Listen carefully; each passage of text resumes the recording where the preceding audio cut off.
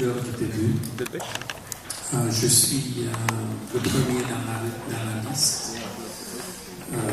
Onkelwe, le technique de représentation que je vous propose avec Bertrand Segers s'appelle Philomédia et il est numéro TR 715.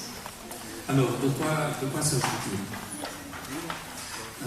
Il s'agit dans les techniques de représentation d'introduire, de travailler, d'approfondir, si vous êtes déjà connaisseur de ce technique-là, deux choses de techniques particulières. Une, c'est une technique de prise de vue, dans le sens vidéographique, cinématographique du terme, avec technique de montage et d'enregistrage pour arriver à une production filmique. Je croise les doigts pour toi. Et de l'autre côté, comme il y a énormément de convergence entre le médium du cinéma et le médium de l'Internet, il s'agit aussi de travailler sur une plateforme collaborative qui est basée sur le même système de constitution de logiciels libres qui s'appelle le Wiki. Vous connaissez sans doute tous et toutes Wikipédia, qui est une des formes de ce wiki, c'est-à-dire une collection raisonnée, indexée plutôt, et localisée d'informations.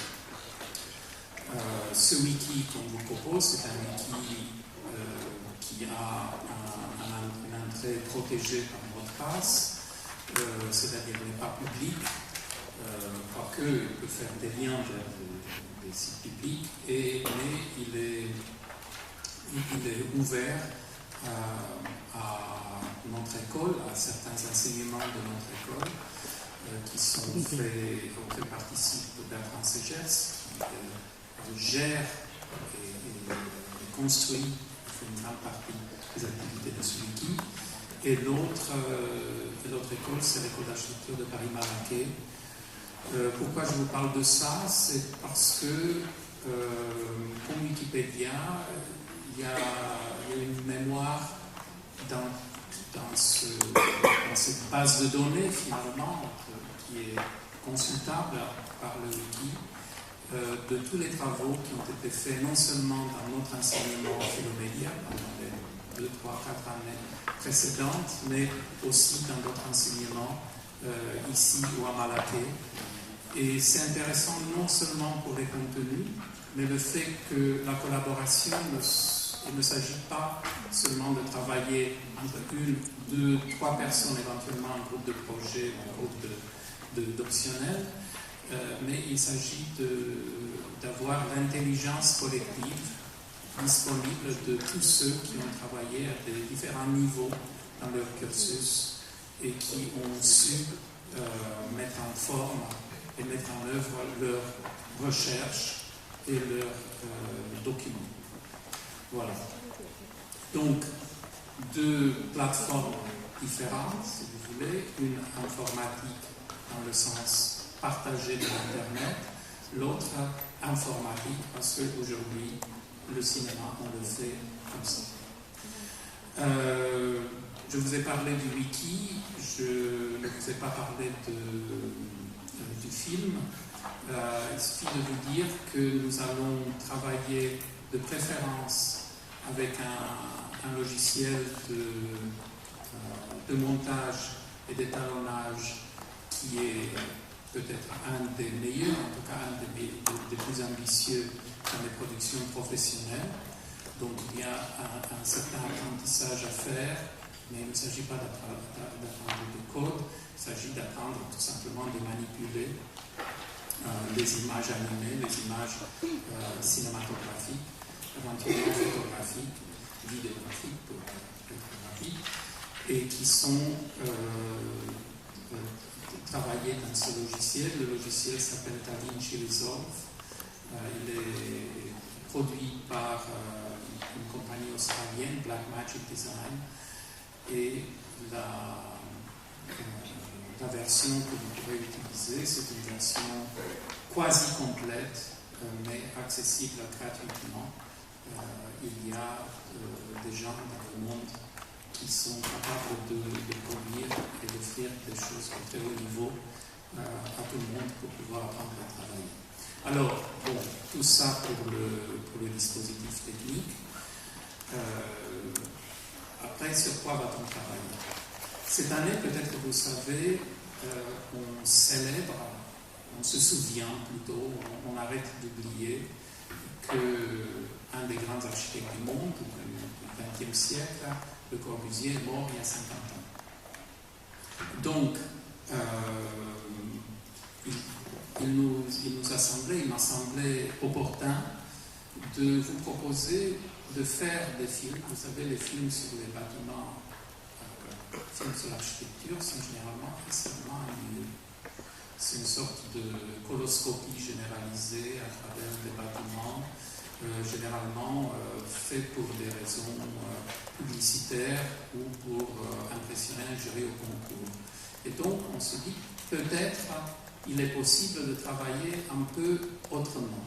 Donc, sortir de cette image figée de bâtiments et en même temps d'avoir le luxe de passer du temps en 4 bâtiments de Le Corbusier qui sont à Paris ou près de Paris et qui sont accessibles. Il s'agit de la Maison Laroche, il s'agit du pavillon suisse, Fondation Suisse, la cité universitaire, de la Maison du Brésil, aussi à la cité universitaire, et de la ville à Savoie. Voilà, des bâtiments que peut-être je connaissais, moi je les connais très bien, et je peux vous dire que c'est un vrai bonheur de découvrir un peu plus de ce qui est là.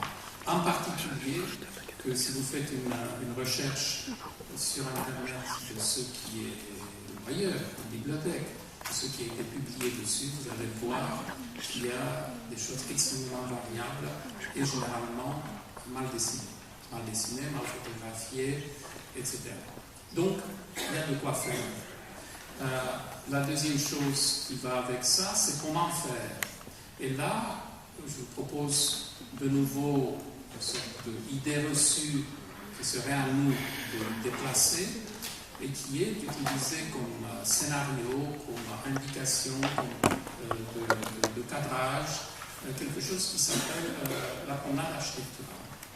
Probablement, vous avez entendu parler, c'est quelque chose qui a été utilisé, inspiré, qui a été détourné 1000 fois par des architectes de toutes sortes depuis Le Corbusier. Et ça m'a paru opportun de revenir à la source de ce que Le Corbusier, en parlant de la Maison Laroche, publie dans le premier volume des œuvres complètes en 1929 comme définition de la promenade architecturale. Pour ne pas me tromper, je peux vous la lire. Cette seconde maison sera donc un peu comme une promenade architecturale, écrit Le Corbusier. On entre. Le spectacle architectural s'offre de suite au regard. On suit un itinéraire et les perspectives se développent avec une grande variété. On joue avec l'afflux de la lumière, éclairant les murs ou créant des pénombres. Les baies ouvrent des perspectives sur l'extérieur où l'on retrouve l'unité architecturale. Et puis, un peu plus tard, il écrit dans un autre livre, Une maison, un palais, la recherche de l'unité architecturale. Il écrit tout, et aussi en architecture, et question de circulation. Il parle de circulation, de mouvement à l'intérieur. Il s'agit donc de comprendre, d'avoir une expérience de ces parcours. Le principe donc de promenade architecturale se compose de 3 éléments essentiels. Tout d'abord, l'utilisation de différents moyens architecturaux pour créer une entrée qui suscite la curiosité du spectateur et le pousse à aller au-delà. Deuxièmement, la production de points de vue variés et multiples. Et enfin, le maintien du rapport entre les fragments et l'unité architecturale.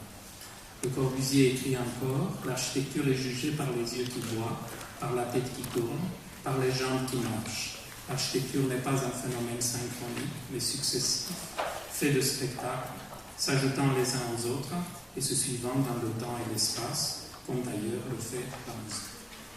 Voilà, j'ai tout dit. Je pense que de ces descriptions, vous pouvez bien vous rendre compte qu'on peut faire des images avec ça. Et on vous attend, ceux qui ça vous intéresse, de poursuivre avec nous. Première fois, mercredi prochain. Je pense que c'est à 13h30. En tout cas, c'est les horaires et les salles sont décrites et décrites dans la plaque. Aurez-vous des questions? Je vous remercie.